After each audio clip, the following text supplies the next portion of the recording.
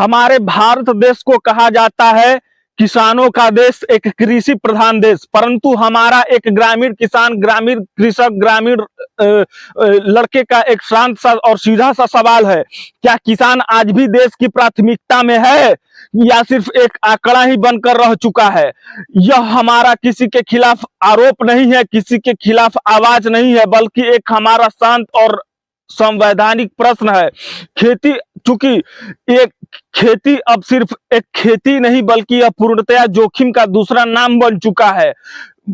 खाद महंगी हो चुकी है, बीज महंगा हो चुका है और मेहनत बहुत दुगनी हो चुकी है, ईंधन महंगा हो चुका है, परंतु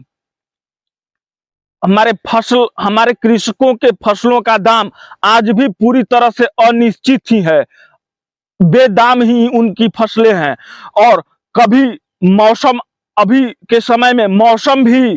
कैलेंडर के हिसाब से नहीं चलता और न ही मौसम अब कैलेंडर को मानता है, न ही सीजन को मानता है। इस वजह से फसलों के ऊपर बहुत बड़ा निगेटिव इम्पैक्ट भी पड़ता है और कभी सूखा तो कभी बाढ़ और कभी कुछ, लेकिन किसान सिर्फ आसमान की तरफ और सरकार की तरफ आस लगाकर, टकटकी लगाकर देखता हर सीजन बैठा रहता है।